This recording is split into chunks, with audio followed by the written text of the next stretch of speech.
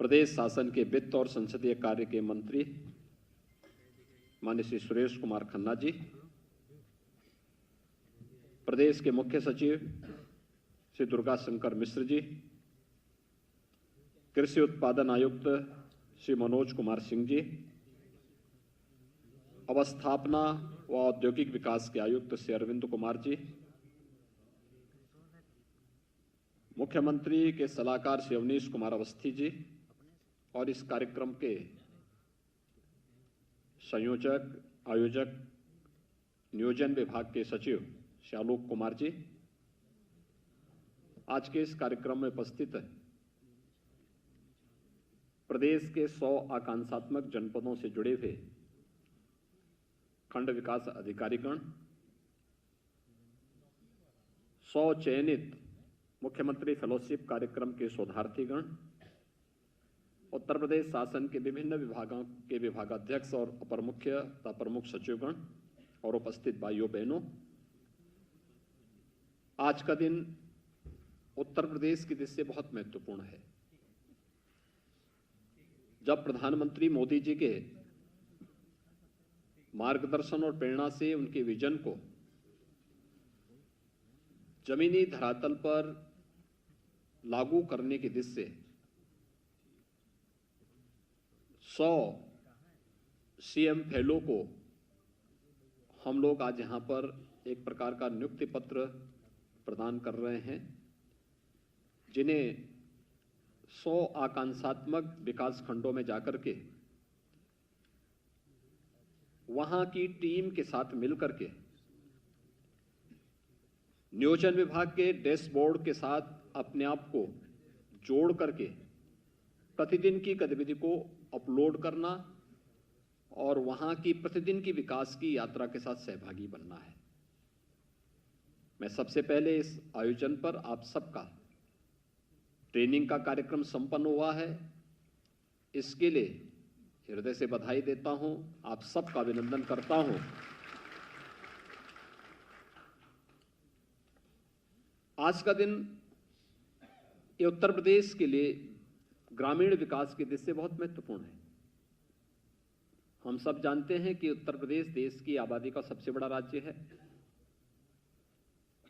24 से 25 करोड़ की आबादी देश की अकेले उत्तर प्रदेश में रहती है और उत्तर प्रदेश की अर्थव्यवस्था एक ग्रामीण अर्थव्यवस्था है। 1 लाख से अधिक हमारे पास राजस्व गांव हैं, 58,000 से अधिक ग्राम पंचायतें हैं, 75 जनपद हैं, 826 विकास खंड हैं।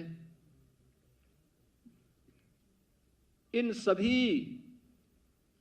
को अगर ध्यान में रखेंगे तो देश के अंदर ग्रामीण अर्थव्यवस्था वाला कोई राज्य है जिसकी आज भी 75% आबादी ग्रामीण क्षेत्र में निवास करती है और वहां की अर्थव्यवस्था का आधार वहां की ग्रामीण अर्थव्यवस्था ही है।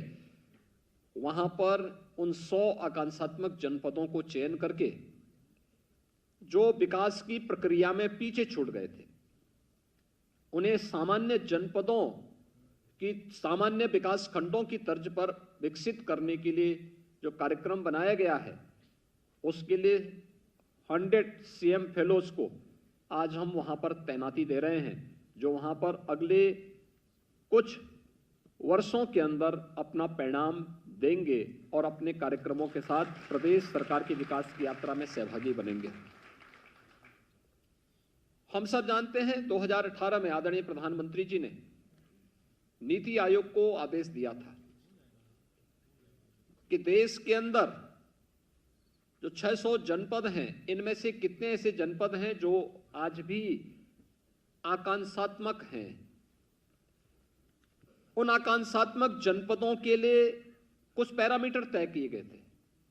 शिक्षा है, स्वास्थ्य और पोषण है, कृषि और जल संसाधन है, स्किल डेवलपमेंट का है, वित्तीय समावेशन यानी फाइनेंशियल इंक्लूजन का है। 6 अलग अलग क्षेत्र में 75 इंडिकेटर के साथ उस समय नीति आयोग ने एक व्यवस्था बनाई थी कि इन 112 जनपद ऐसे चयनित हुए थे पूरे देश के अंदर जिन जनपदों को विकास की आवश्यकता थी, सपोर्ट की आवश्यकता थी, सहयोग की आवश्यकता थी, जिससे वो सामान्य जनपदों की श्रेणी में आ सके। और उन 112 में से 8 जनपद उत्तर प्रदेश के थे। उत्तर प्रदेश के अंदर जब 8 जनपदों को सामान्य जनपदों की तर्ज पर आगे बढ़ाने के लिए कार्य करने की बात सामने आई थी, नीति आयोग की टीम यहां आई थी, मेरे साथ बैठी थी। प्रारंभ में मेरी भी समझ में नहीं आ रहा था क्या है ये सब, लेकिन हमने प्रयास किया और प्रयास करने के बाद जब कार्य प्रारंभ हुआ तो कार्य प्रारंभ होने के बाद अब आश्चर्य करेंगे कि हमने कुछ चीजें तय की। मैं अपने उस समय मंत्रिमंडल के सभी सहयोगियों के साथ बैठा, सरकार के सभी अधिकारियों के साथ बैठा और हमने कहा सबसे पहली शर्त तो होनी चाहिए कि वहां पे पूरा मैन पावर हो, वहां पे अधिकारियों की कमी न हो, शिक्षा में, स्वास्थ्य में, कृषि विभाग में, जल संसाधन विभाग में, स्किल डेवलपमेंट के लिए वहां पर कुछ कार्यक्रम हम चलाएं। अन्य क्षेत्रों में भी जो हमारे वित्तीय समावेशन के लिए बैंकर्स के साथ हमारी बैठकें होती थी, नियमित बैठकें होती थी, मैं स्वयं उसकी समीक्षा करता था। और मुझे प्रसन्नता है ये बताते हुए कि जब इसके परिणाम आने प्रारंभ हुए, यद्यपि हमने वहां पे कोई सीएम फेलो नहीं तैनात किया था, कम जनपद थे, 8 ही जनपद यूपी के थे, लेकिन हमारी टीम ने, प्रशासनिक टीम ने बहुत अच्छा काम किया।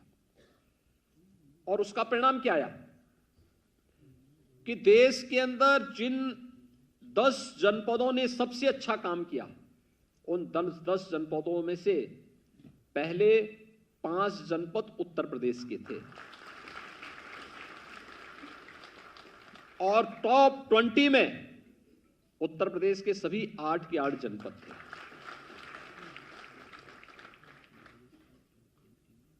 यानी नियमित मॉनिटरिंग और शासन के द्वारा कोई अतिरिक्त पैसा नहीं दिया गया। प्रधानमंत्री जी की शर्त थी कि कोई पैसा अतिरिक्त नहीं देना है, कन्वर्जन के माध्यम से सारे कार्य होने हैं और परिणाम हम सबके सामने। और ये रिजल्ट ये बताता है कि समस्या पैसा नहीं है, समस्या उसके नियोजन की और उचित समीक्षा और उसकी उचित मॉनिटरिंग की है। और जैसे ये कार्य प्रारंभ हुआ, परिणाम सामने आता हुआ दिखाई देने लग गया और इसीलिए हम सब ने उसी से प्रेरणा प्राप्त करके आदरणीय प्रधानमंत्री जी की प्रेरणा से, उनके मार्गदर्शन में ऐसे जो 826 विकास खंड हैं, उन विकास खंडों में भी 100 ऐसे चयन किए जो इन सभी पैरामीटर्स में पीछे छूट गए।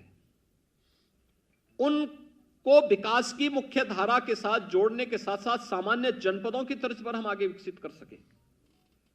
इस पर कार्य प्रारंभ करने के लिए हम लोगों ने नियोजन विभाग में डैशबोर्ड बनाया, चयन की प्रक्रिया प्रारंभ की और मुझे सबसे अच्छी प्रसन्नता इस बात की है कि 26,000 से अधिक लोगों ने इसके लिए आवेदन किया। चयन होने थे 100 और यह भी हर व्यक्ति जानता था कि जो चयन होना है उन्होंने एक शोधार्थी के रूप में काम करना है, इंडिपेंडेंट नहीं, वहां ब्लॉक की टीम के साथ में एक समन्वय, टीम वर्क दिखना चाहिए। उस टीम वर्क के साथ उनको कार्य करना है और वहां पे शासन उनको इस दौरान एक निश्चित मानदेय देगी, लेकिन उनको अपने हर एक गतिविधि को प्रतिदिन अपडेट करना पड़ेगा। कहां का विजिट किया, वहां के परिणाम क्या है। ये इस देश से जो 100 सीएम फेलो चयनित हुए हैं, विगत कुछ दिनों से इनकी ट्रेनिंग के कार्यक्रम यहां पर ग्रामीण संस्थान में, पंडित दीनदयाल उपाध्याय ग्रामीण विकास संस्थान में इनके ट्रेनिंग के कार्यक्रम संपन्न हुए और संपन्न होने के बाद आज उन्हें टैबलेट वितरण का कार्यक्रम के साथ ही उसके लिए नियुक्ति के लिए अधिकृत भी किया जा रहा है कि वे लोग इसके बाद जाएंगे, नियोजन विभाग के मार्गदर्शन में वहां पर कार्य करेंगे, अपनी ब्लॉक की टीम के साथ समन्वय बनाते हुए वहां कार्य करेंगे जिले के अंदर सीडीओ, क्योंकि केवल 34 जनपदों में ये 100 विकासखंड आए हैं, वहां के सीडीओ को इसका नोडल अधिकारी बनाया गया है। बीडीओ और उनकी पूरी टीम के साथ उन्हें काम करना है और उस कार्य के परिणाम को प्रतिदिन अपलोड करते हुए नियोजन विभाग के डैशबोर्ड के माध्यम से करना। डैशबोर्ड का हम प्रतिदिन अवलोकन कर सकते हैं कि कहां पे क्या प्रोग्रेस है और उस प्रोग्रेस के आधार पर फिर रैंकिंग होगी, कौन किस विकास खंड की क्या रैंकिंग है, उसमें क्या सुधार हुआ है, और फिर नीति आयोग की तर्ज पर उन्हें इंसेंटिव देने की कार्रवाई भी हम उन विकास खंडों को अतिरिक्त भी देंगे कि उन्होंने ये काम किया, उसके लिए हम एक सहयोग करने जा रहे हैं, इसमें करने एक सहयोग करने जा रहे हैं। इस दिशा में हमें इसको आगे बढ़ाना होगा। इसमें कुछ चीजें हैं जिस पर एक तो जो 100 फेलोज हैं, इनसे सबसे मैं कहूंगा उनके लिए शोध का एक अवसर भी है। ये ग्रामीण विकास में शोध का एक अवसर, पूरा एक विकास खंड उनके लिए कार्य करने के लिए मिलेगा। ग्रामीण विकास के लिए इससे अच्छा मॉडल आपके पास नहीं हो सकता। उत्तर प्रदेश जैसी बड़ी आबादी का राज्य, आप सब जानते हैं राष्ट्रपिता महात्मा गांधी के ग्राम स्वराज की परिकल्पना को हम साकार कर सकते हैं और उन्हें साकार करने के लिए भारत की ग्रामीण अर्थव्यवस्था किसी कालखंड में भारत की अर्थव्यवस्था के आधार हुआ करती थी।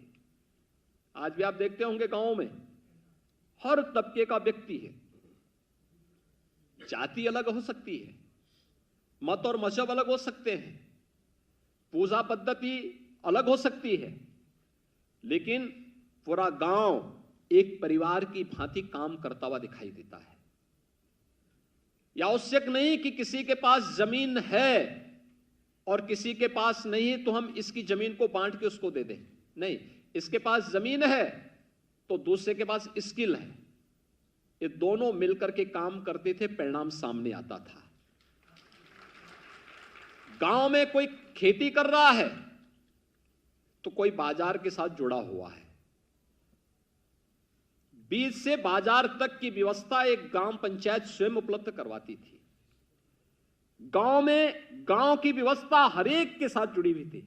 गांव का पुरोहित भी है तो गांव का नाऊ भी है, गांव का कारपेंटर भी है, गांव का बढ़ई है, गांव का राजमिस्त्री है, गांव का ये सब कुछ है और पूरा गांव अपने आप में आत्मनिर्भर इकाई के रूप में विकसित होकर के आत्मनिर्भरता के लक्ष्य को प्राप्त प्रदान करता था। किसी के सामने हाथ फैलाने की आवश्यकता नहीं थी। यही थी राष्ट्रपिता महात्मा गांधी की ग्राम स्वराज की परिकल्पना। उस आत्मनिर्भरता को प्राप्त करने के लिए ही हम लोगों ने प्रधानमंत्री जी के मार्गदर्शन में प्रदेश के अंदर 1 डिस्ट्रिक्ट 1 प्रोडक्ट की अपनी यूनिक योजना प्रारंभ की। ये जनपद स्तर पर है। इसको हम कुछ दिनों में इसके विस्तार की कार्य योजना को भी लेकर के आगे कार्य कर रहे हैं। लेकिन मैं आप सबसे कहूंगा जो 100 सीएम फेलोज आज शोधार्थी के रूप में उन विकास खंडों में तैनात हो रहे हैं, उनसे मेरा आग्रह होगा कि वहां पर जाकर के उनको कुछ कार्य करने होंगे। और अपना देखिए, हमारी सबसे बड़ी कमी क्या है, हम अपने कार्यों का डॉक्यूमेंटेशन नहीं कर पाते, डाटा को कलेक्ट नहीं कर पाते। और जब हमारे पास डाटा नहीं है, डॉक्यूमेंटेशन की कार्रवाई हमारी कायदे से नहीं होती है, तो फिर हम उस पर कोई अच्छा शोध पेपर भी तैयार नहीं कर पाते। मैं आपको बताऊं, अभी हम लोगों ने मंत्री समूह अपने गठित किए। वे मंत्री समूह जगह जगह जा रहे हैं।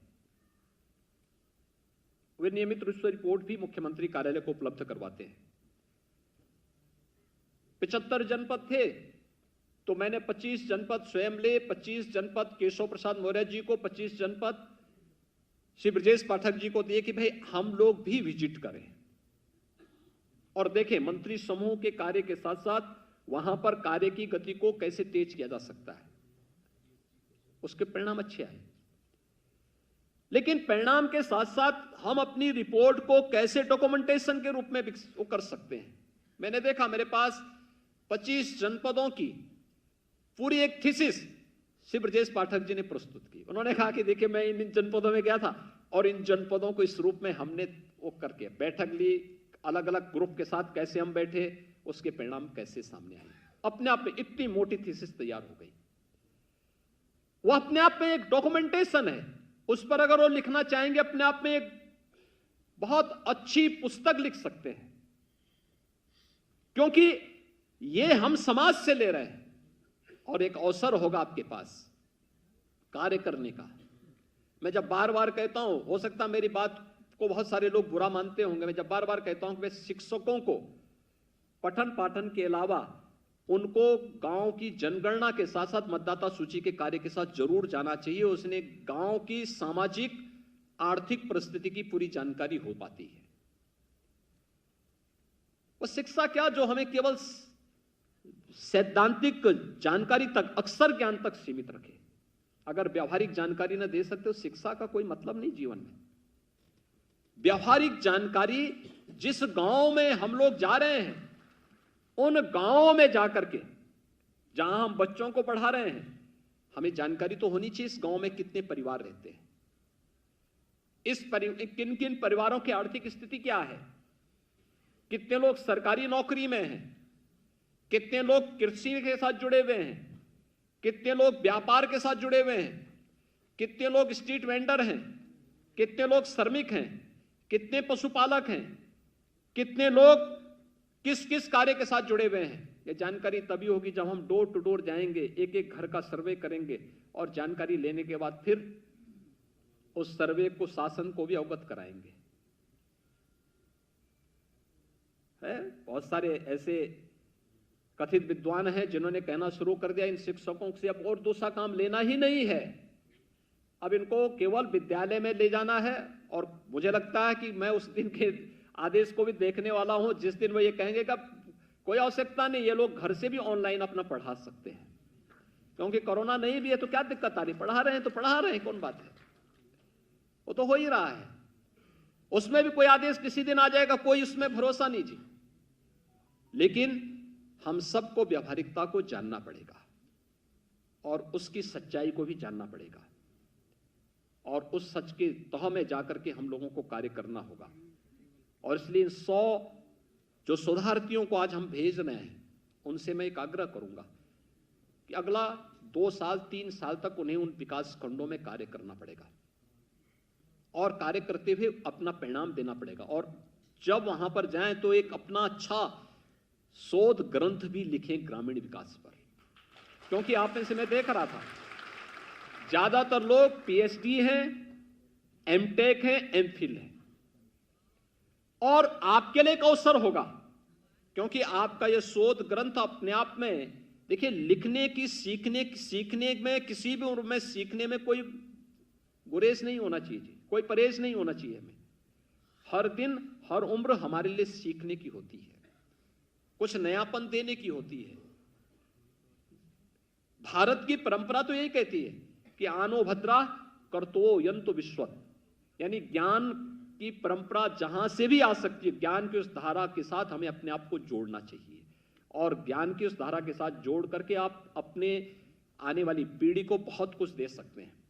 जो 100 सीएम फेलोज आज यहां पर हम भेज रहे हैं 100 विकास खंड के लिए, जो आकांक्षात्मक विकास खंड है, इन 100 विकास खंडों को हमें एक नई ऊंचाई तक पहुंचाना है, सामान्य जनपदों से भी अच्छी श्रेणी में पहुंचाना है।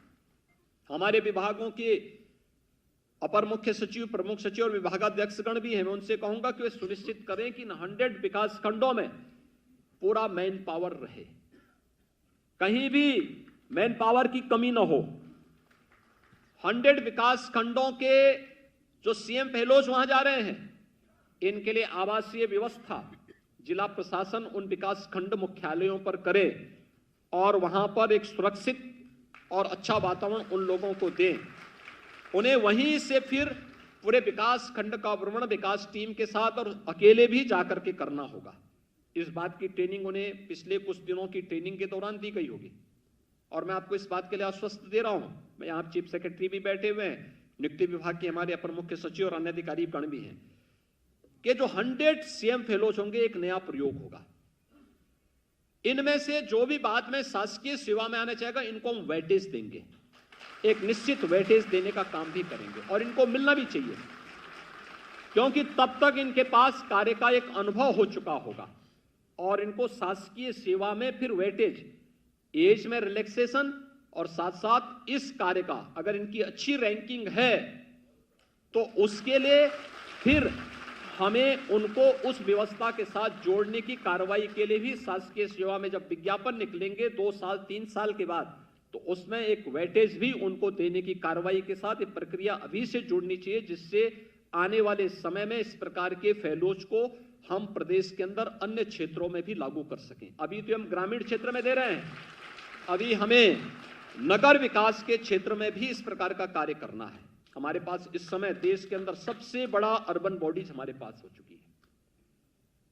अर्बन बॉडीज का मतलब यानी 763, और मेरा अनुमान है कि कुछ समय के बाद ये बढ़कर के 800 क्रॉस करेगा। लेकिन अभी भी वहां बुनियादी सुविधाओं का अभाव है। हम इन नगर निकायों को आत्मनिर्भर कैसे बनाएंगे, जनता को बुनियादी सुविधाएं कैसे उपलब्ध करवाएंगे, ये इस दिशा में उस पर कार्य करेंगे। मैंने औद्योगिक विकास विभाग को भी कहा है कि प्रदेश में निवेश के लिए भी कुछ फेलोज हमें रखने चाहिए। आईआईएम से जुड़े हुए हों, आईआईटी से जुड़े हुए हों, विश्वविद्यालय से जुड़े हुए हों, ऐसे 50 हो 100 हो, उनको हम जोड़ें और एक एक निवेशक के साथ उन्हें जोड़ें। निवेशक ने आवेदन किया, आवेदन उसका पर्याप्त है, फिर शेष कार्य हमारा फेलो यहां पे करेगा। उसको जब तक कि उसकी फैक्ट्री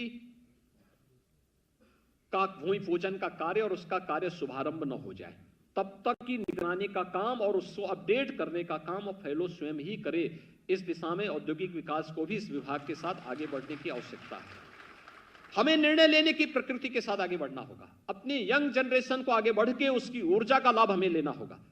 और जब भी हम इस कार्य को करेंगे, हमारी जो प्रतिभावान युवा शक्ति है, जो आज दुनिया के सामने अपनी प्रतिभा और अपनी ऊर्जा का लाभ दे रहा है, इसकी प्रतिभा और ऊर्जा का लाभ अगर उत्तर प्रदेश को प्राप्त होगा, उत्तर प्रदेश को देश की नंबर 1 की अर्थव्यवस्था बनने में कोई देर नहीं लगेगी। नंबर 1 की अर्थव्यवस्था बनने में हमें कोई देर नहीं लगेगी। इस कार्यक्रम को हम आगे बढ़ाएंगे इस विश्वास के साथ। मैं 100 जो सीएम फेलोज हैं, जिन्हें आज 100 आकांक्षात्मक विकास खंडों में जाकर के अपने कौशल का परिचय देना है, उनके प्रति अपनी शुभकामनाएं देता हूं। आप सबको दीपावली की मंगलमय शुभकामनाएं भी देता हूं और विश्वास व्यक्त करता हूं कि आप सभी में एक स्वस्थ प्रतिस्पर्धा विकसित हो, एक स्वस्थ प्रतिस्पर्धा विकसित हो। और मेरा यह मानना है, कार्य करने की उम्मीद वहीं पे होती है जहां पर पहले न हुआ हो या जहां पर लोग कम विकसित हुआ हो। आपको उस कंपनी के दो उन एजेंट्स की जानकारी होगी जिनके बारे में, जिनको कंपनी ने चयन तो किया, लेकिन चयन करने के बाद जब उनसे पूछा गया कि भाई आप कैसे कार्य करेंगे, भ्रमण करने के बाद उनका इंटरव्यू लिया जा रहा था। 2 लोग थे, दोनों में से दोनों ने अलग अलग वक्तव्य दिए। एक ने कहा, जूता बनाने वाली कंपनी थी, तो उसने कहा साहब यहां पे जूता फैक्ट्री चल नहीं पाएगी। तो उन्होंने कहा क्यों? कहा साहब यहां कोई जूता पहनता ही नहीं है।